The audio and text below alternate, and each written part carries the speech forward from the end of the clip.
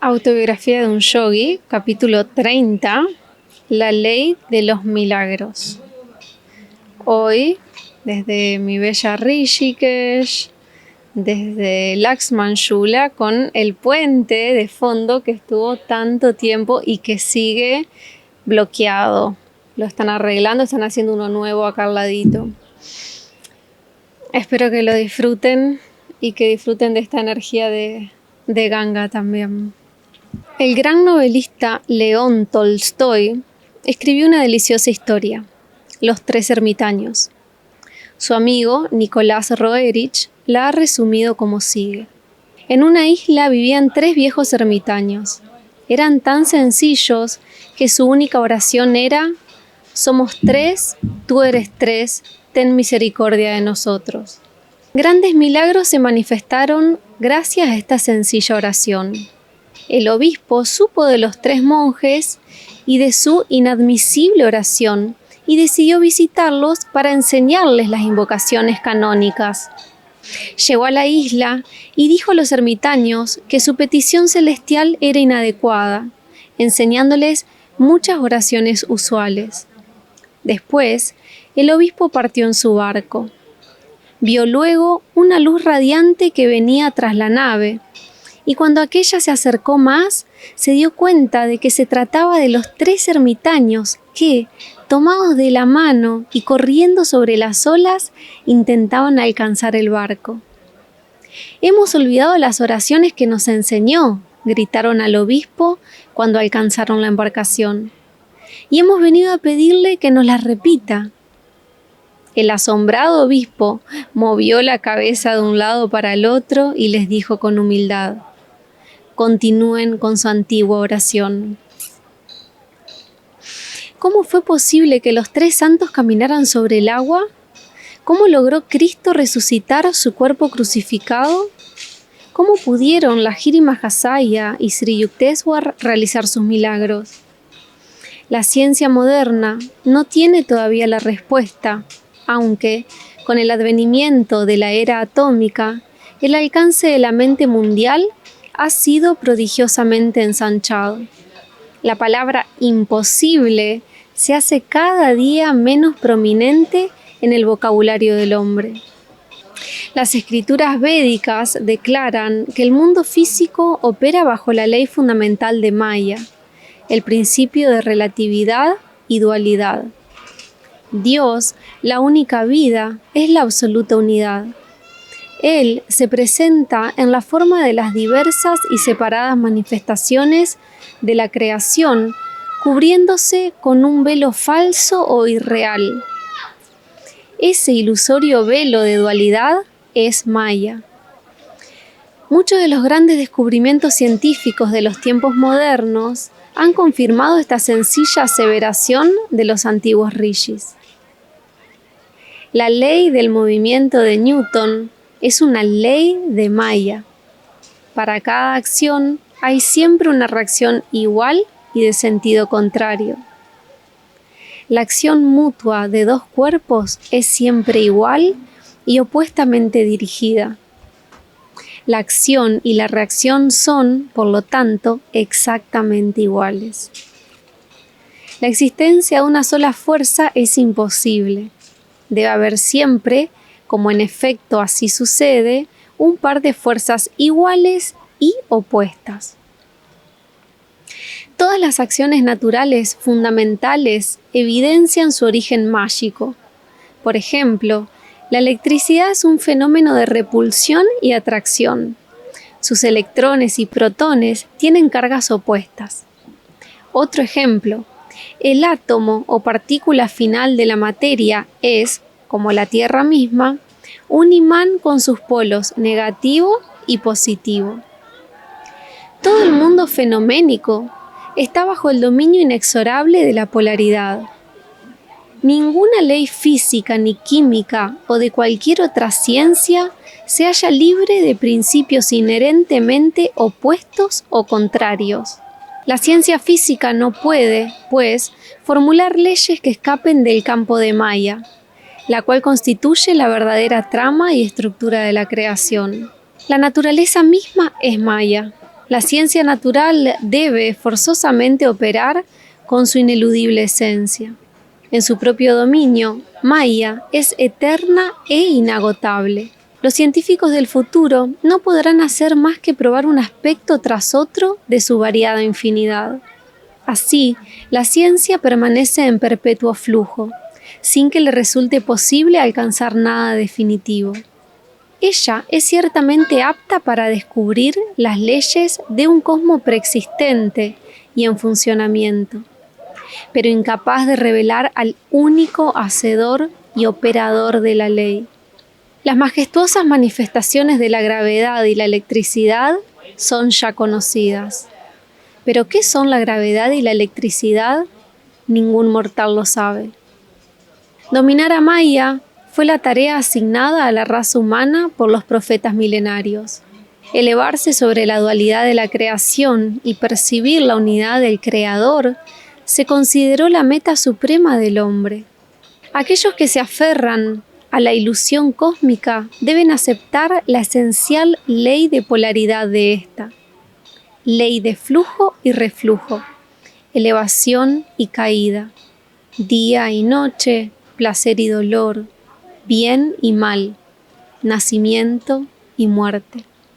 Este patrón cíclico asume cierta angustiosa monotonía después de que el hombre ha pasado a través de algunos millares de nacimientos humanos.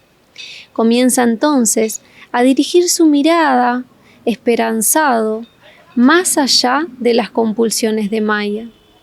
Descorrer el velo de Maya es descubrir el secreto de la creación. Aquel que así desnuda el universo es el único monoteísta verdadero. Todos los demás están adorando imágenes paganas. Mientras el hombre permanezca bajo el dominio de las ilusorias dualidades de la naturaleza, el doble rostro de Maya, como el de Llano, será su Dios, y no podrá conocer al único Dios verdadero. La ilusión del mundo, Maya, al manifestarse en el individuo, se denomina avidya, que literalmente significa ausencia de conocimiento, ignorancia, ilusión. Maya o avidya no pueden ser destruidas por medio de la convicción intelectual o del análisis, sino únicamente al alcanzar el estado interior de Nirvikalpa Samadhi. Los profetas del Antiguo Testamento y los videntes de todos los países y de todas las épocas hablaron desde ese estado de conciencia. Ezequiel dijo: «Me condujo luego hacia el pórtico que miraba a oriente. En aquel momento la gloria del Dios de Israel llegaba por la parte de oriente. Emitía un ruido como de aguas caudalosas y la tierra resplandecía de su gloria. A través del ojo divino situado en la frente, el oriente, el yogi sumerge su conciencia en la omnipresencia, oyendo la palabra Om, el sonido divino de aguas caudalosas. Las vibraciones de la luz que constituyen la única realidad de la creación. Entre el trillón de misterios del cosmos, el más extraordinario es el de la luz. A diferencia de las ondas sonoras, no necesita del aire u otro medio material para su transmisión. Las ondas de luz circulan libremente por el vacío del espacio interestelar. Aún el hipotético éter, considerado como el medio interplanetario de la luz en la teoría ondulatoria, puede ser descartado según la teoría einsteiniana, que afirma que las propiedades geométricas del espacio hacen innecesaria la teoría del éter. Bajo cualquiera de estas hipótesis, entre todas las manifestaciones naturales, la luz permanece como la más sutil, la más libre de toda dependencia material. En la gigantesca concepción de Einstein, la velocidad de la luz, 300.000 kilómetros por segundo, domina enteramente la teoría de la relatividad. Él demuestra matemáticamente que la velocidad de la luz es, hasta donde lo permite la capacidad de la mente finita, la única constante en un universo en continuo flujo. Todos los patrones humanos de tiempo y espacio dependen de la velocidad de la luz, la única magnitud absoluta.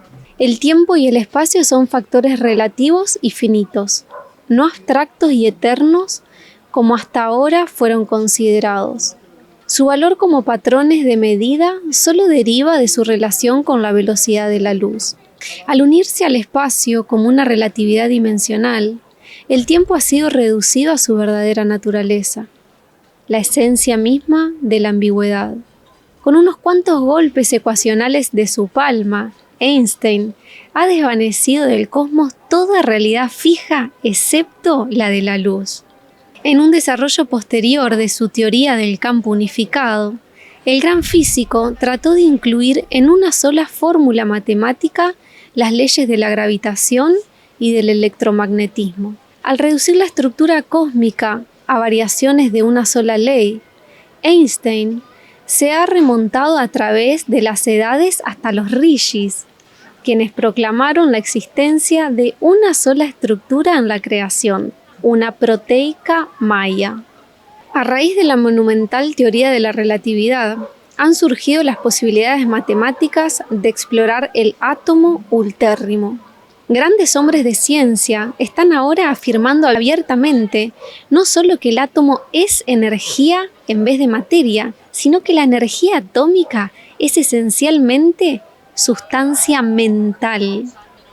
La verdadera comprensión de que la ciencia física opera con un mundo de sombras es uno de los adelantos más significativos, escribió Sir Arthur Stanley Eddington en The Nature of the Physical World, la naturaleza del mundo físico.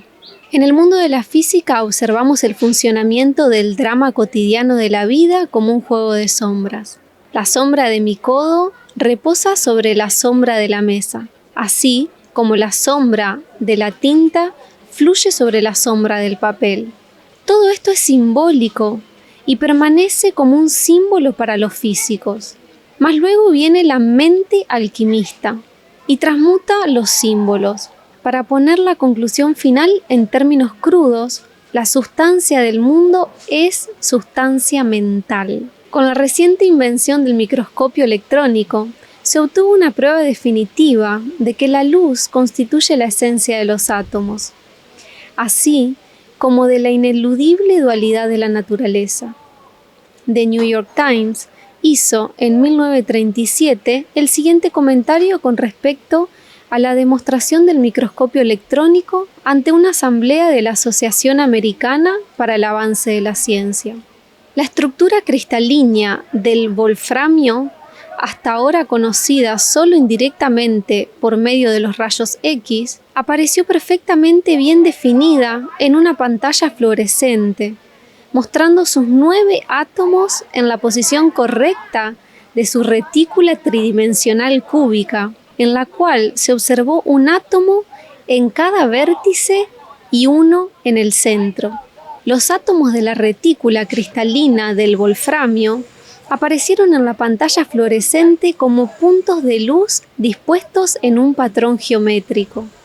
Las moléculas de aire que incidían en el cristal cúbico de luz podían apreciarse como puntos danzantes de luz, similares a los destellos de luz solar que se perciben en las aguas en movimiento.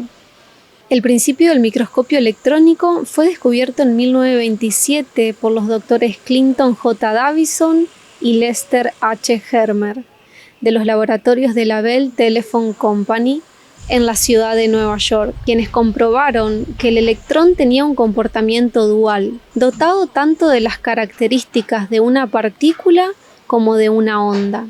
La cualidad onda del electrón le confiere la característica de la luz, y así comenzó la empresa de hallar medios para enfocar electrones en forma similar a los empleados para enfocar la luz con auxilio de lentes.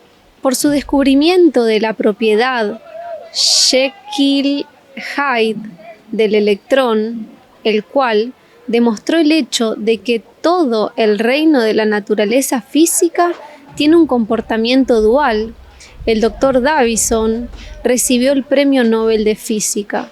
La corriente del conocimiento, dice Sir James Jeans en The Mysterious Universe, el universo misterioso, se dirige hacia una realidad no mecánica.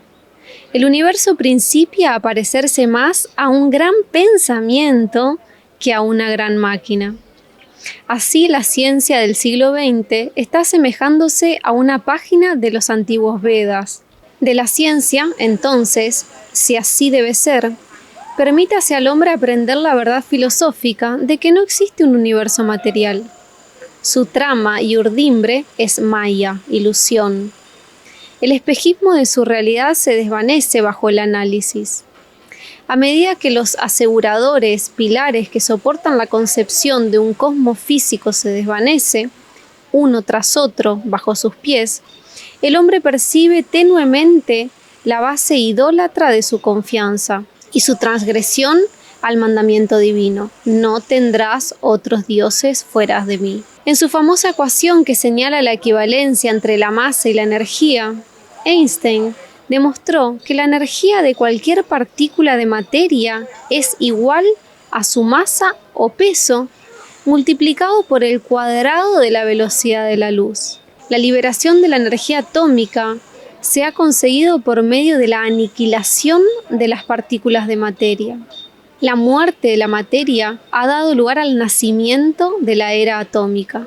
La velocidad de la luz es un estándar matemático o constante, no porque sus 300.000 kilómetros por segundo constituyan un valor absoluto, sino porque ningún cuerpo material cuya masa aumenta con su velocidad puede llegar a alcanzar la velocidad de la luz. En otras palabras, solo un cuerpo material cuya masa fuese infinita podría igualar la velocidad de la luz. Esta concepción nos conduce a la ley de los milagros.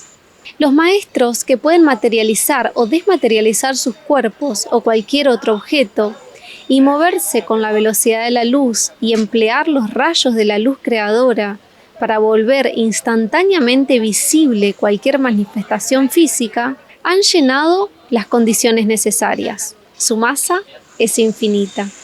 La conciencia de un yogi perfecto permanece identificada, sin esfuerzo alguno, no con un cuerpo limitado, sino con la estructura universal. La gravedad, ya sea como la fuerza de Newton o como la manifestación de la inercia de Einstein, no tiene poder para obligar a un maestro a exhibir la propiedad de peso, que constituye la cualidad gravitacional distintiva de todos los objetos materiales. Aquel que se conoce a sí mismo como espíritu omnipresente ya no está sujeto a las rígidas leyes que limitan su cuerpo en el tiempo y en el espacio. Sus opresoras señales de no pasar han cedido ante la autoridad del yo soy él. Haya luz y hubo luz. Al crear el universo, la primera orden de Dios hizo aparecer la esencia estructural, la luz. Y todas las manifestaciones divinas se llevan a cabo en los rayos de este medio inmaterial. Devotos de todas las épocas han dado testimonio de la manifestación de Dios como luz o llama. Sus ojos se asemejaban a llamas de fuego, nos dice San Juan. Su rostro brillaba como el sol en plena canícula. El yogi que a través de la meditación perfecta ha fundido su conciencia con el Creador, percibe la esencia cósmica como luz, vibraciones de energía vital. Para él no existe diferencia entre los rayos luminosos que componen el agua y los rayos que componen la tierra. Libre de la conciencia de la materia, libre de las 3 dimensiones del espacio y de la 4ª dimensión del tiempo, un maestro transporta su cuerpo de luz con igual facilidad sobre los rayos de luz de la tierra, del agua, del fuego o del aire, o a través de ellos. Si tu ojo es único, todo tu cuerpo estará iluminado. La larga y profunda concentración en el ojo espiritual, liberador, ha capacitado al yogi para destruir todas las ilusiones relativas a la materia y su peso gravitatorio, y por lo mismo ve el universo esencialmente tal como Dios lo creó, con una indiferenciada masa de luz. Las imágenes ópticas, dice el doctor L.T. Troland de la Universidad de Harvard, se forman bajo el mismo principio que los grabados de medio tono. Es decir, están hechos de puntitos diminutos o rayitas demasiado pequeñas para ser detectadas por el ojo. La sensibilidad de la retina es tan grande que una sensación visual puede ser producida por un número relativamente pequeño de cuanta de la clase apropiada de luz. La ley de los milagros puede ser puesta en acción por todo ser humano que haya comprendido que la esencia de la creación es luz. Haciendo uso de su divino conocimiento acerca de los fenómenos luminosos, un maestro es capaz de proyectar en forma instantánea los omnipresentes átomos de luz, condensándolos en manifestaciones perceptibles. La forma concreta de la proyección, sea esta un árbol, una hierba medicinal o un cuerpo humano, está determinada por el deseo del yogi y por la fuerza de su voluntad y el poder de visualización. De noche, el hombre entra en el estado de conciencia onírica, escapando de las falsas limitaciones egotistas que diariamente le atenazan. En el sueño, el ser humano cuenta con una comprobación constantemente recurrente de la omnipotencia de su mente. Los amigos muertos hace largo tiempo, los más remotos continentes, las resurrectas escenas de su infancia, helos aquí presentes en su sueño. Ese estado de conciencia libre e incondicionado que todos los seres humanos experimentan en algunos de sus sueños, constituye el estado permanente de la mente de un maestro que se ha sintonizado con Dios. Inocente a toda motivación personal, el yogi hace uso de la voluntad creadora que le ha conferido el Creador y reacondiciona los átomos de luz del universo con el objeto de satisfacer cualquier oración sincera del devoto. Y dijo Dios: hagamos al ser humano nuestra imagen, como semejanza nuestra, que mande en los peces del mar y en las aves del cielo, en las bestias y en todas las alimañas terrestres, y en todos los reptiles que reptan por la tierra. En realidad, Dios dio origen al hombre y a la creación con este fin: que el hombre, consciente de su dominio sobre el cosmos, se establezca como el conquistador de Maya. En el año 1915, después de haber ingresado en la orden de los swamis, tuve una extraña visión. A través de ella llegué a comprender la relatividad de la conciencia humana, al percibir nítidamente la unidad de la luz eterna que yace más allá de las dolorosas dualidades de Maya. La visión tuvo lugar una mañana mientras estaba sentado en la pequeña bujardilla de la casa de mi padre en Garpar Road. Durante meses, la Primera Guerra Mundial había estado devastando Europa, y yo reflexionaba con tristeza acerca de aquella enorme mortandad. Cuando cerré los ojos en meditación, mi conciencia fue súbitamente transportada al cuerpo de un capitán que mandaba un barco de guerra. Oí el rugido de las bombas que se cruzaban entre una batería de tierra y los cañones del barco. Un enorme proyectil se precipitó en el depósito de municiones y despedazó mi navío. Salté al agua junto con unos cuantos marineros que habían sobrevivido a la explosión. Con el corazón palpitándome con fuerza, llegué a la orilla sano y salvo. Pero ¡ay! Una bala perdida puso fin a su vuelo, incrustándose en mi pecho. Gimiendo caí a tierra. Todo mi cuerpo estaba paralizado y, sin embargo, tenía conciencia de poseerlo, como cuando se siente que una pierna se ha dormido. Las misteriosas pisadas de la muerte me han alcanzado por fin, pensé. Con un suspiro final, iba a sumergirme en la inconsciencia cuando, oh sorpresa, me encontré sentado en la postura del loto, en mi cuartito de la casa de Garpar Road. Lágrimas de viva emoción brotaron de mis ojos mientras gozosamente tocaba y pellizcaba mi rescatada posesión. Un cuerpo íntegro, sin ningún agujero de bala en el pecho. Me mecí de un lado a otro, inspirando y expirando, para cerciorarme de que estaba vivo. Mas, en medio de mis autocongratulaciones, mi conciencia se vio nuevamente transferida al cuerpo muerto del capitán, sobre la ensangrentada playa. Una total confusión mental se apoderó de mí. «Señor», oré, «¿estoy muerto o vivo?». Un cegador juego de luces llenó de pronto todo el horizonte, y un suave y vibrante zumbido se moduló en palabras. ¿Qué tienen que ver la vida o la muerte con la luz? A imagen de mi luz te he creado. Las relatividades de la vida y de la muerte pertenecen al sueño cósmico. Contempla tu ser verdadero. Hijo mío, despierta. Como parte de los pasos del despertar del ser humano, el Señor inspira a los científicos a descubrir, en su debido tiempo y lugar, los secretos de la creación. Numerosos descubrimientos modernos ayudan al hombre a comprender el cosmos como una variada expresión de un mismo poder, la luz guiada por la inteligencia divina. Las maravillas del cinematógrafo, de la radio, de la televisión, del radar, de la célula fotoeléctrica, el asombroso ojo eléctrico, de la energía atómica, todas se basan en la propiedad electromagnética de la luz. El arte cinematográfico puede realizar cualquier milagro, desde el punto de vista del impacto visual. Ninguna maravilla le está vedada a los trucos de la fotografía.